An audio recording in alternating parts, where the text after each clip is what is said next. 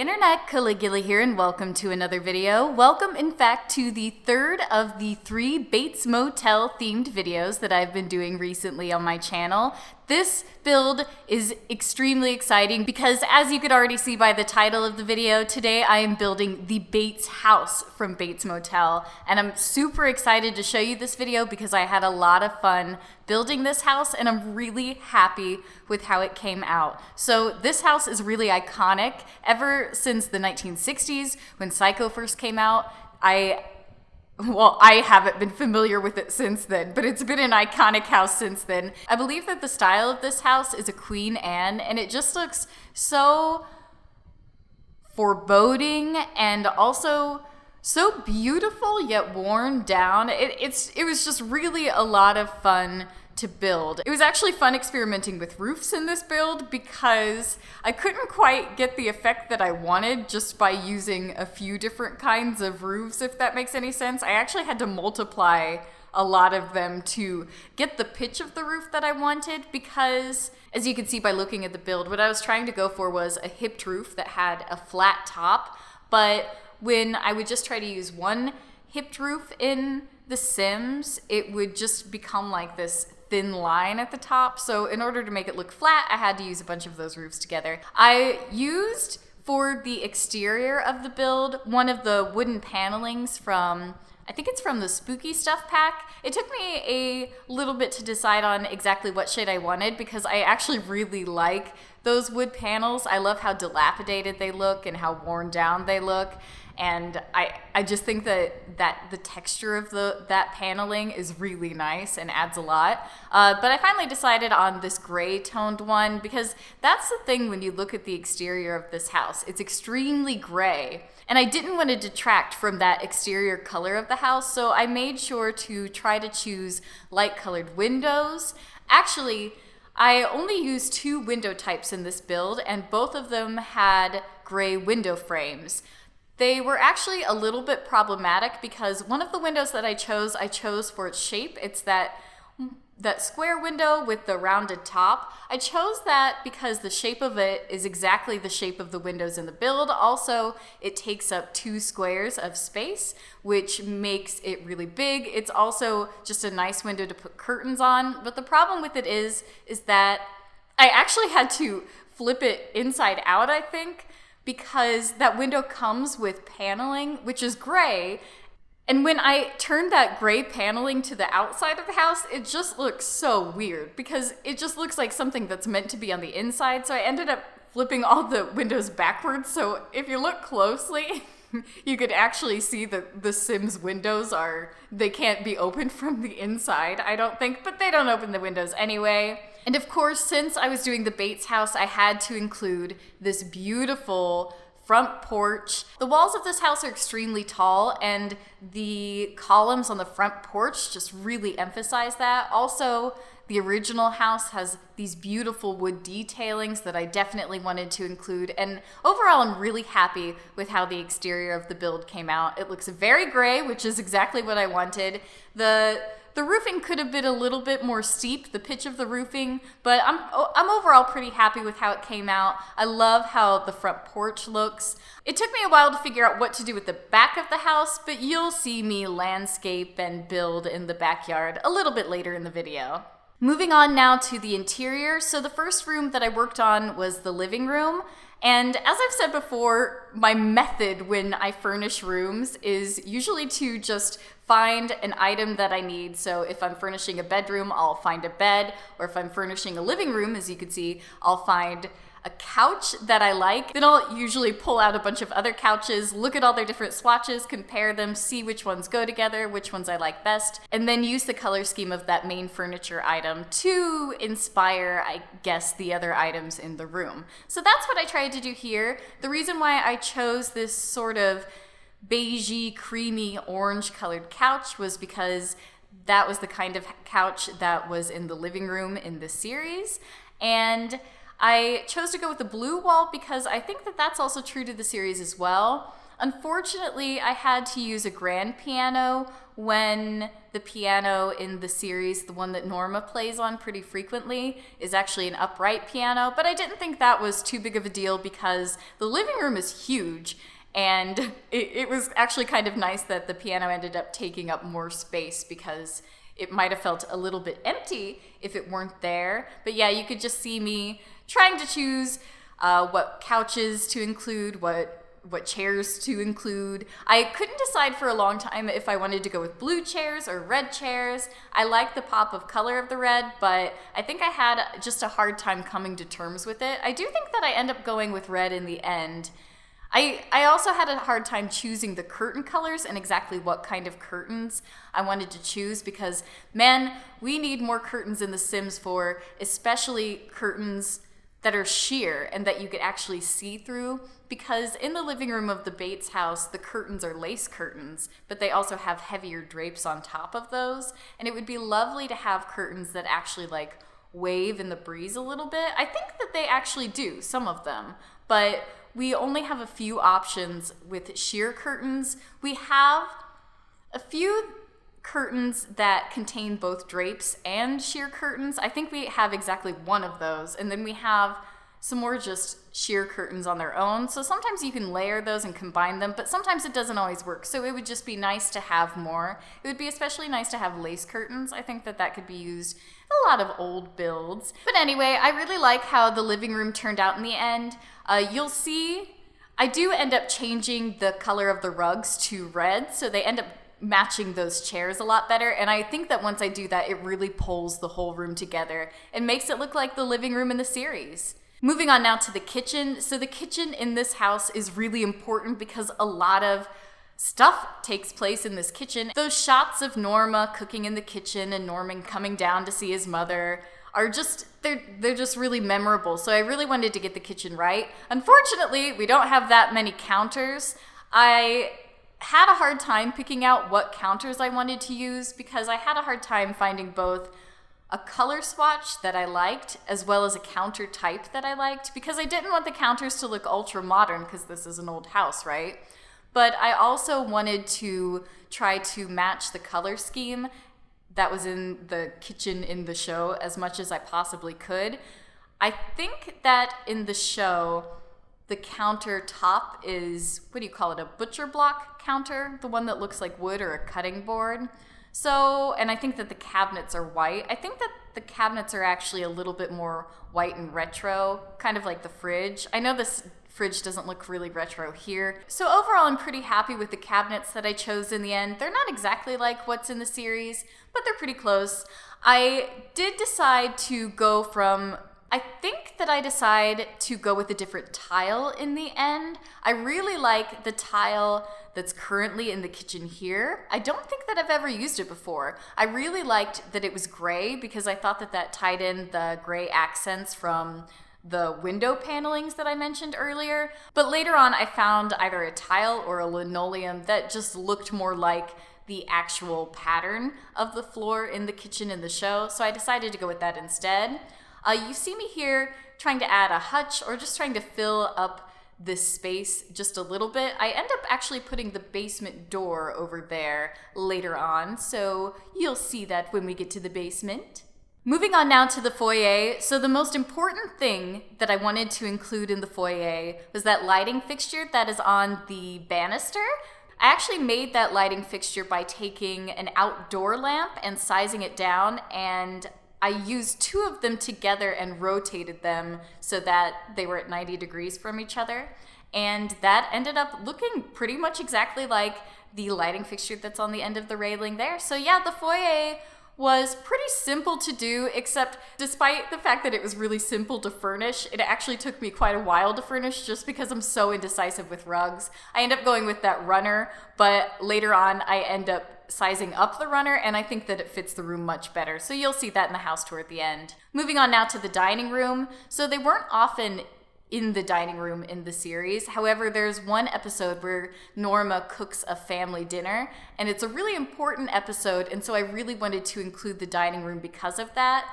The wallpaper, however, in the show was red, and I just didn't really feel like going with a red. I liked how the green looked better, and I also used that same green wallpaper I believe in the upstairs hallway as well, although I wonder if I changed that later. But yeah, I thought the red was a little bit too much, so I decided to make it green, and I thought that looked better with the blue in the living room anyway. Moving on now to Norman's room. So I mentioned earlier that the Bates house has a lot of curtains that are sheer, and they have big drapes on top of them, and the curtains and the drapes blow in the breeze in a lot of shots. That is especially true in Norman's room. There's this one scene where Norman is lying in bed and a whole day passes, and you just see Norman lying on his bed, not moving at all, while the sun moves in the sky outside the windows, and you see the curtains waving and time passing. And so that was the main image that I had in mind when furnishing Norman's room, and so I really wanted to somehow capture that effect of the waving curtains, and I don't know what kind of effect that is. So it took me a while to pick out what kind of curtains I wanted, because the curtains that are in the rest of the house are older style curtains, ones that fit the time period of the house, but the ones that are in Norman's room are actually kind of kid-like. I think that they actually contain a cartoon. I thought for a while about using the curtains in The Sims that are orange and blue, and I think they have cats on them or something like that. But I thought that was a little bit too much, so I end up going for these blue patterned ones instead. I also end up changing Norman's bed later. I had a hard time deciding on what bed to use, because in the show, Norman's bed is a wooden bed frame, but it's a rounded wooden bed frame. And we have a bed frame in that same shape in The Sims, but it's not a wooden frame. It looks more like a metal one. So I thought about going for this twin bed, because Norman's bed in the show is a twin bed. But in the end, I use a bed from Cats and Dogs that has a comforter set that I just thought suited Norman's room a little bit better. I do end up changing the wallpaper here. I thought about going with this wallpaper for a while just because I was worried that Norman's room wasn't going to have enough texture, and I thought that it would just look too flat. But I end up changing it, I think, just to a flat brown later, or a flat beige, and it looks pretty nice. I think that the wall covering has a little bit more texture to it than just paint, but you'll see it. I also wanted to include a few creepy items in Norman's room. For instance, that skull in the glass jar, because that looked like something that Norman would collect thanks to his taxidermy habit. I also think that I include a stuffed duck. I don't know if it's real or just a plastic duck, but I think I include that later in Norman's room as well as some sketches of nude women because of something that happens in the series. I won't give away any spoilers in case you haven't seen it, not in this video at least. I do talk about some spoilers in my Create a Sim for Norman and Norma, but I'll leave the spoilers there, leave them out of this video. But yeah, I did include a few hints of things. Oh, speaking of which, I also included a journal under Norman's bed. You can't see it all the time, but you can see it if you are at the right angle to the bed. And yeah, I just wanted to include that because of the journal that he hides under his bed. Again, I won't say any more, but I definitely wanted to include that little detail just to make it a little more authentic. Now we're moving on to Norma's room. So the first thing I picked out was this bed, and the reason why I picked it out was because it had this high-backed headboard and a set of sheets and a comforter that looked a lot like the kind of bedspread that Norma had in the series. So I built the room around that.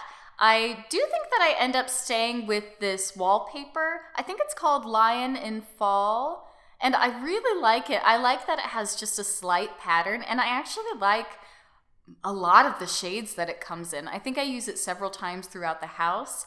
But yeah, I think that Norma's room ends up looking really great. So I use some curtains and put those behind her headboard to make her bed feel more royal, I guess, because that's what it looks like in the series. I think that also is befitting for this house style. And also the ceilings are so tall in this house that the room just felt kind of empty without more vertical space being filled up. So I thought that added a nice balance to the window on the other side of the room as well.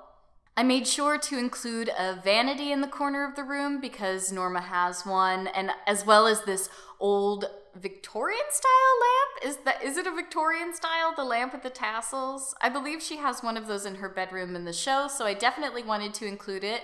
This red carpet, not the brocade one, but the other one, the square one, is actually the carpet that I end up using. The rug. The rug that I end up using in the living room downstairs. I also put a divider with a little purple robe behind it just to help fill up the space and also to give us a little bit more of Norma's personality in the room. Oh, also, if you notice, have I put it in yet? I don't know if I've put it in yet. I know that I include it later.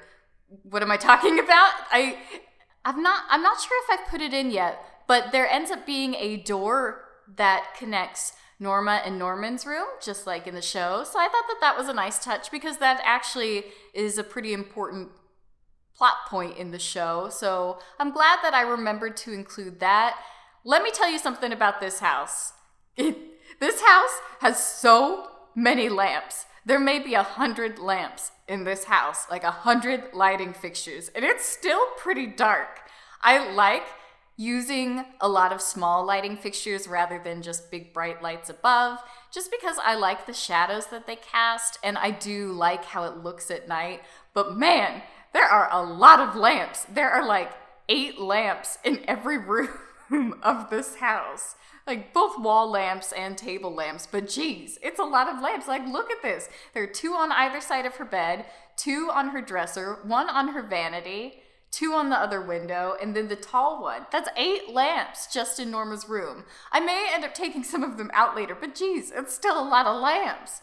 But that's how many lamps there were. I think that actually in filmmaking, what they're called are practicals when you use in-scene light fixtures. And I think that they just make things look really cinematic by giving a foreground, a midground, and a background using the light cast from those lamps to do that. So I think that's why so many lamps are used in the series. And I'm glad that I really like how they look in this house. But dang, it was a lot of lamps. So for a while, I couldn't decide which room I wanted to be the bathroom. I believe that there's only one bathroom in the house, I believe. And it is in the hallway. I don't think it's a master bathroom. That's the thing that I couldn't decide about for quite a while, if I wanted to give Norma her own master bathroom and another bathroom in addition because we had the space, or if I just wanted there to be one bathroom. In the end, I decided to just go with one bathroom and to actually put it at the opposite end of the upstairs floor because it just worked better with the layout. I'm not totally happy with how the bathroom came out in the end. I definitely wanted the bathroom to look like the bathroom in the show because it's a really cool bathroom. It's very, very, very green, and there are a lot of fluorescent lights in it that glow, and it just has kind of this sickly greenish blue hue that, I don't know, it reminds me of the kind of glow that's cast by fluorescent lights, but it looks really cool, and so I definitely wanted to include that. But in order to get the layout of it right, I had to move it to a different room in the house.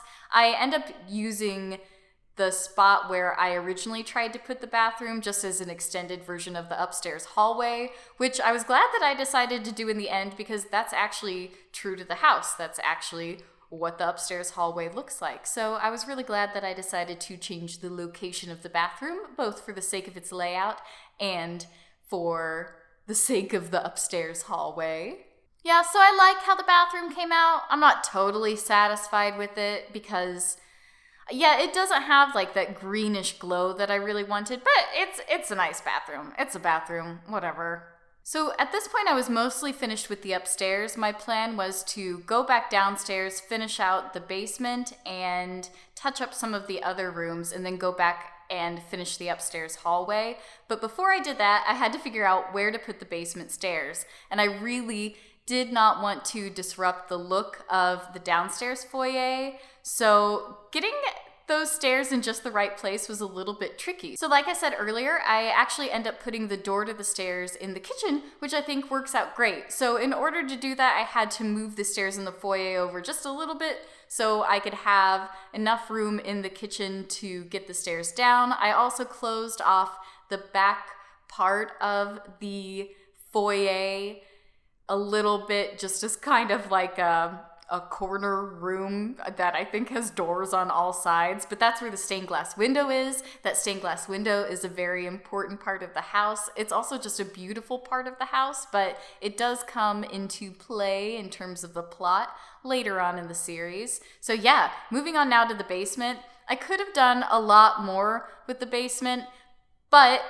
I didn't figure there was much point in doing that because we don't really have any taxidermy related objects. And also I know that a lot of people are against taxidermy and are uncomfortable with it, so I didn't want to include that here. So even though Norman gets into taxidermy and he spends a lot of his time doing taxidermy in his basement, and it would have been really cool to furnish the basement as it appears in the show. First of all, we don't have hardly any taxidermy objects. We do have a couple, but not very many. We have that bird sculpture that you can make out of feathers, I think.